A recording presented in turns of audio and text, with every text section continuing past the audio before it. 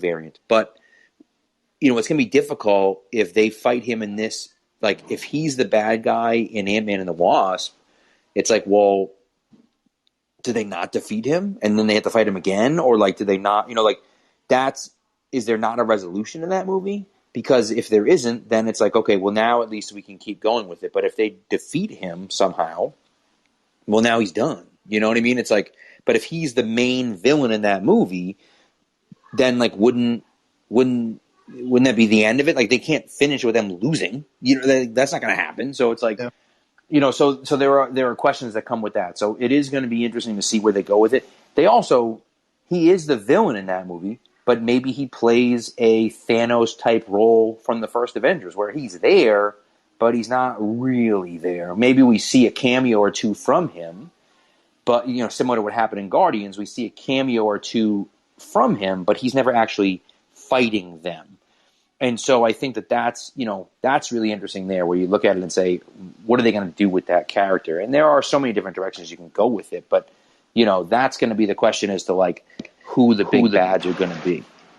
Yeah, and we're going to get a glimpse kind of probably with the Eternals, and then for sure with Spider-Man. But the next big thing, Multiverse of Madness, is the next one with Doctor Strange, and obviously Scarlet Witch is going to be in there. But with that opens up different variations too, because remember, we still got to see Mordo too. I mean, at the end he turned on Doctor Strange, and do we see a different variation of Dormammu? What kind of things are going to happen in that movie where they're going to, and Pat, you brought it up last week, Agatha says, you're going to need me. So like, there's so much different things that can happen. And it kind of opens up too for multiple, I mean, you don't want to water things down, but multiple big bads, to bring big bads back and stuff like that from past movies. And there's going to be so much stuff going on, that's what Juliana said too to you earlier. I don't want my head to be spinning trying to figure it out. But that's I think we might be kind of heading in that direction. I thought this guy was gone, but now he's back. But this guy's here. Like, there's going to be like, if they choose to bring people back like that, it's going to be really confusing, to follow along and bring in different characters, different people. I think also, just to like add to that, I think that's why they'll start slow with the mutants. Just incorporating them will be a very, very slow build, because it's just adding way too many things onto the main story arc and like the through line of the phase if they start to incorporate mutants too early. But yeah, you can't just say like, okay, here's phase 4 and like plop, let's just like throw all these people into the mix immediately, because they've never done that anyway, and because they know that that's too overwhelming for the viewer. Like, you want a lot on their plate. You're right. They've chosen to to reveal that they want to bring all of these characters into the storyline and within a certain timeline, and that's fine. But it doesn't make sense for you to reveal them all so close together. It's like they opened Pandora's box. Yep. They've opened Pandora's box.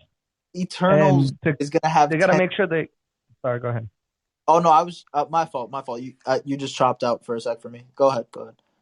I was going to say, it's like they open up Pandora's box, and they have to just make sure, instead of it just everything flying out at once, they have to make sure that they have a good handle on the way that they're letting things out. Because if not, this could get out of hand, out of control, really fast. Trying to, as you said, incorporate the mutants too quick, trying to bring in the Fantastic Four, trying to, bring in different big bads and different guys, and like slow building and fast building. Like, they've got a lot to work with here.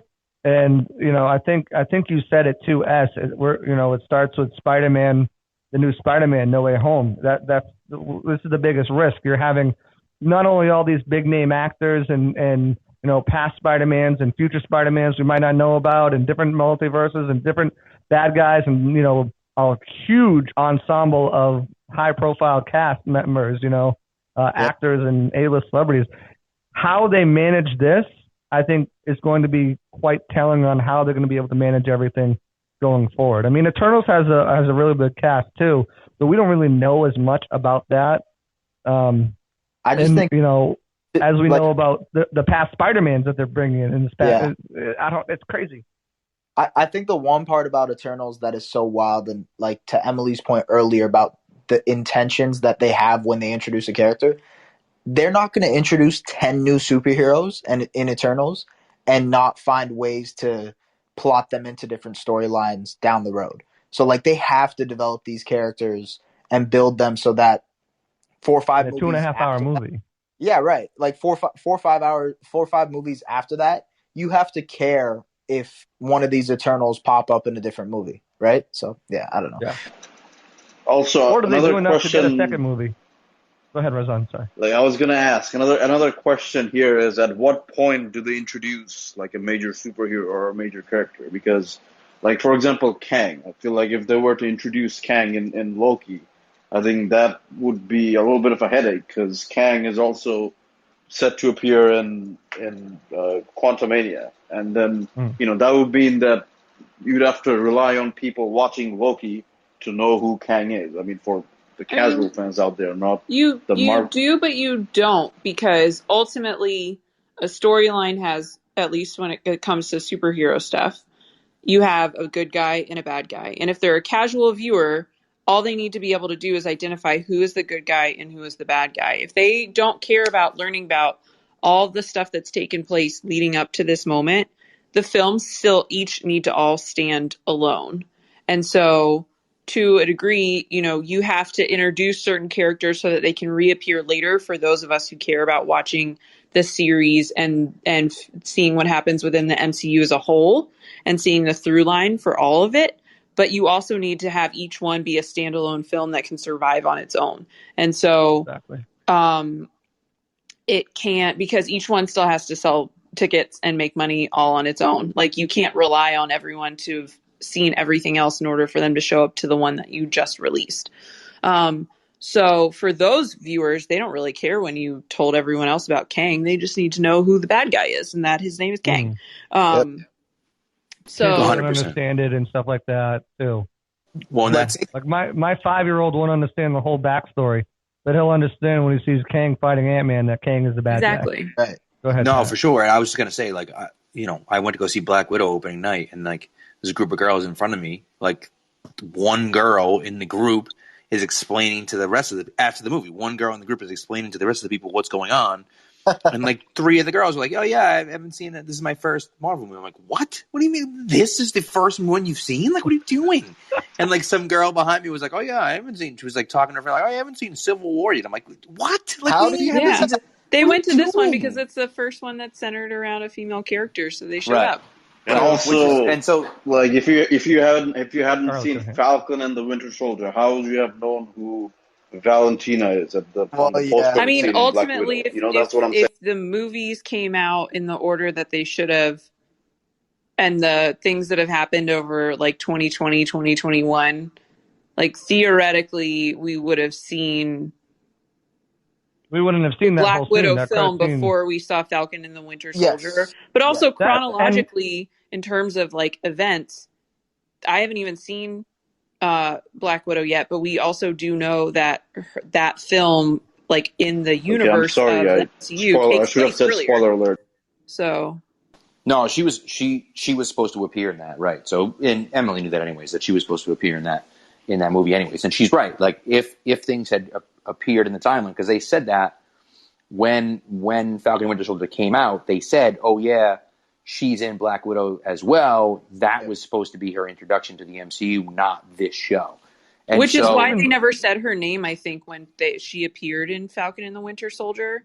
Like, you just meet this mysterious woman, and they never said her name was Valentina in the show. Well, that's the thing with casual fans. Didn't she introduce herself? No, she never introduced herself. Interesting. Like with a name. That's the thing, too, with casual fans, too, right? If you're a casual fan, you don't know to stay until after. You just get up and walk out, and you see a bunch of people still sitting in the theater, like, oh, what are they doing? Oh, they must be, are they texting something or whatever? You don't know that. But if you just watch, as for those, girls that you said were in front of you, Pat, who just watched it for the first time, they watch the end credit scene. It means absolutely nothing to them. We watch the end credit scene, we're like, oh, like for me, that was one of the best parts of the movie. Well, if I'm just saying, if you were a casual fan and if you see Valentina for the first time, you'd probably I have no wondering, hey, idea. what's that girl from Seinfeld Yeah. doing here? Well, You have no idea. Yeah, my reaction was, oh my God, Julia Louis-Dreyfus is going to play someone who's a bad guy. This is amazing. But I had no idea who she was. I could just obviously tell by what she was saying and her character, how she carried herself and everything, that ultimately she was going to be not a good person. But I was very excited at the prospect of her playing someone who isn't a good person. But I knew nothing else. And I was okay Max with that. did back me Homework up. M is to go watch that movie. Max did back me up that she did say her full name in Falcon and Winter Soldier. But either way, it doesn't matter. Right, you still don't know who she is aside from her name being Valentina. I must have missed that when I was watching it, but still don't know anything about her. Right, exactly. I mean, it just still. I mean, the point of the matter here is that it's going to be, for us who are really invested, and for people out there who are invested in Marvel, these little things that pop up in the future movies that we're going to know that the casual fan's not going to know. It shouldn't make a difference for their experience. It will just enhance ours. That's the thing. But there's so much that's going to happen. The perfect example of that to me is On Your Left, right? At the beginning, in that scene in Endgame, he says "On your left" to Cap, and it's this amazing moment with all the portals and everything else like that, and everyone shows up, and everyone's like, "Oh my god!" Well, if you haven't seen any of the movies, or you have, but you haven't really paid attention to it, that line doesn't mean much to you. It's just like, oh, he said, oh, he's just on your left. But if you've watched the movies and you love Winter Soldier, that line has so much meaning between the two of them. And so it adds so much more to that scene, but it doesn't detract away from the scene if you're just a casual fan, but it adds to it if you're a diehard fan. And that's the type of thing that you're getting at here. You know what I mean? And that's the difference between the reaction when you watch the reaction and, there's some people who don't know what it means. But when you hear "On Your Left," before you even see the portals, the movie theater, if you watch the reaction videos or you were there, the movie theater erupts. And then when it opens up, it gets louder because people start seeing people come through. But when that line is dropped, as you said, for the people who watch and who are invested in it, when that line is, when you hear Sam's voice, you're like, it just goes insane. Everyone goes insane because they know what's about to come. And then it gets louder once everyone, the casual fans or people who are just watching it, whatever, they see the portal start opening up. That's when you hear that it just get louder. But man, when you first heard those words uttered, man, it was a special moment. And you see Cap's face, the reaction on Cap's face, those words, man, that was enough to just boom. So I want to circle back to Loki because I think an important question that we haven't really talked about is the ending of the show. And someone alluded to it, but the ending of the show when he shows back up at the TVA and Hunter B-15 and Morbius are having the conversation about all the lines diverging and everything else like that. And she says, what does he want us to do? So now they know that there's one person who's in charge, presumably Kang, but perhaps the one who remained. We don't know. We don't know who that person is. Looks like the one who remained, but we assume looks like Kang as well. So we're not really sure. And so I guess the question, but then of course they don't know who he is. So the question now, moving forward, is what happened, right? Has time been rewritten? Or is it just the TVA has been rewritten? Or has time itself been rewritten? I would be very upset if they reset the MCU for some, like that. That would be kind of silly if none of that stuff had happened or whatever, or things had changed. But it would be interesting. It would be interesting if there's small changes, I think, and also they don't recognize Loki after during that scene. I have a theory about it, but I'll let Esco Before you get into your theory, let me just say something too real quick, because we will presumably get Loki too before we get Quantumania, right? Because Quantumania isn't out till 2023. Yeah. So No. Quantumania is coming out in March, isn't it? No, that's multiverse. That's Multiverse of Madness. Yeah, it says Quantumania is not coming out till 2023. Yeah. February 17th. I was just going to say the theory I have for it is that I think it's just a different universe, so that that's my same theory. Yeah. Spoiler alert. Like when Phil when Sylvie sends him over, he gets booted into a different universe because